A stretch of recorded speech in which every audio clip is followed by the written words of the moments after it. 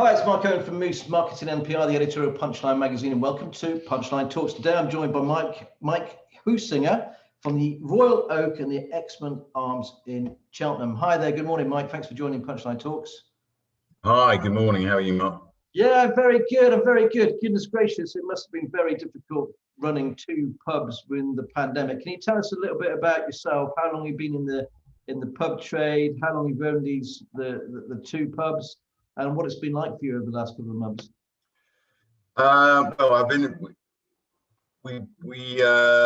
the brewing industry since 1989. I graduated and I joined Whitbread for 6 years, and then I joined Guinness after that, and various brewing and pub companies later. In 2007, my wife and I decided to go it alone, as it were, and we saw a great pub on the Bath Road called the Exmouth Arms, which had been, I wouldn't go severely neglected, but it wasn't being run as we thought we could run it.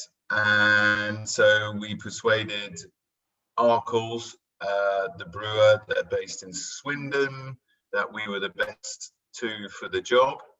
And so we took over in June of 2007. And the rest is history, really. We took on the Royal in Cheltenham Kings in 2009. And then 6 months later, we had a third pub, the Strand, which is just in the middle of town. We've recently sold the Strand, so we're back down to two pubs. And yeah, they're great pubs. They're community pubs, I would suggest, or in the old brewing parlance, they're destination community locals, if that's what you that's what the marketing guys in the early 90s would have called them. And they've got some great, both of really good gardens, especially the Exmouth Arms, probably got the biggest garden in central Cheltenham, and they're run by two very good general managers in Leanne and Tim. So yeah, that's us really. Has the pub industry changed significantly over that period of time, and the people that you serve? You know, do customers more?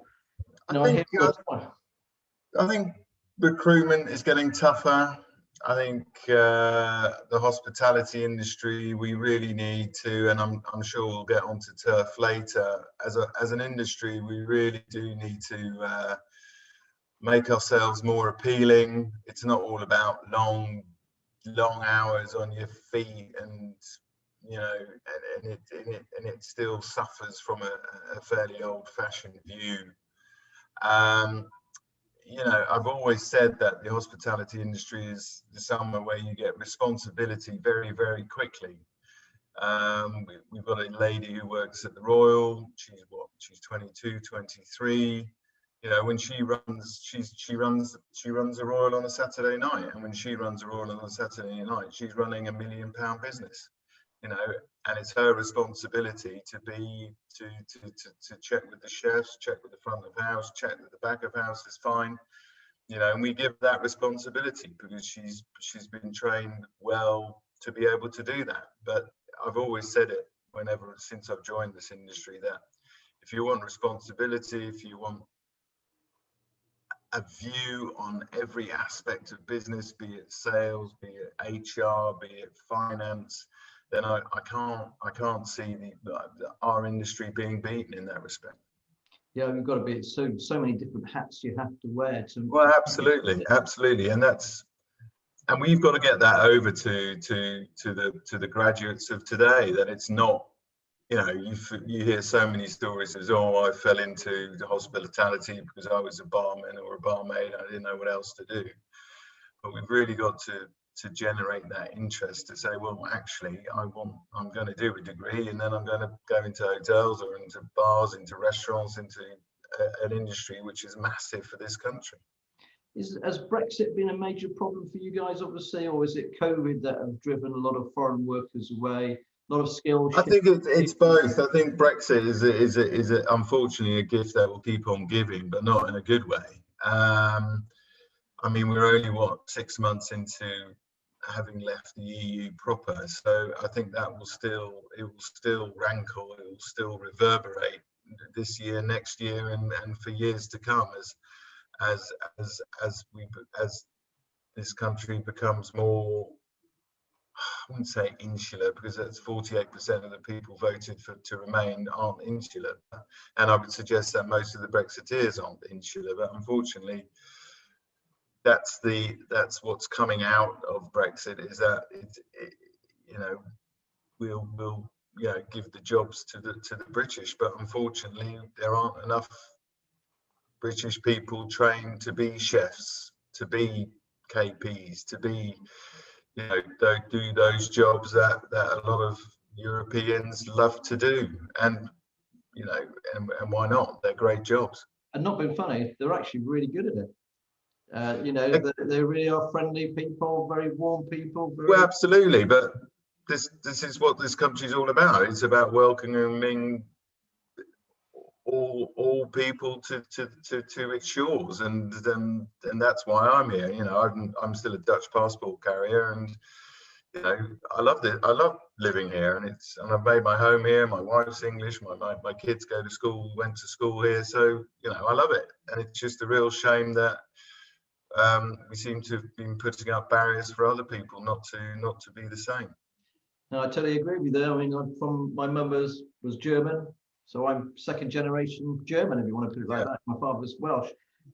How big a business are your two pubs? What was the kind of turnover before the pandemic?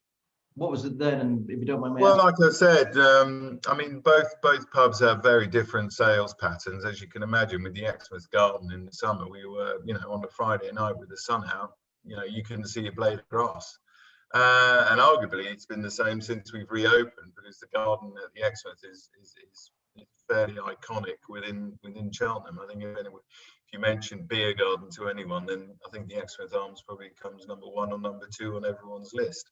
And the Royal's the same, really. So yeah, I mean, like I said before, they're both £1 million businesses. I expect trade to bounce back relatively quickly, and it has done already. People are, we are very fortunate to live in a wealthy town, and I think there's a lot of money out there that people have saved or have been unable to spend, let's put it that way. And I think we're all retail, be it hospitality, be it the high street, will benefit from that short term, I reckon, in the next 6 to 12 months. What would you say would be the biggest lesson you've learned over this period? I think my wife and I, we're quite conservative when it comes to money, and I think that has proven to be quite successful over the last year, because we've managed to keep the staff on that who were working for us at the time when furlough came in, and we've reopened with a lot of the same members of staff who were still with us last March. Obviously, we've had various comings and goings because of students and what have you, but we've kept the core of our business, because we have been in a Gordon Brown kind of way prudent with our finances. What else have we learned? That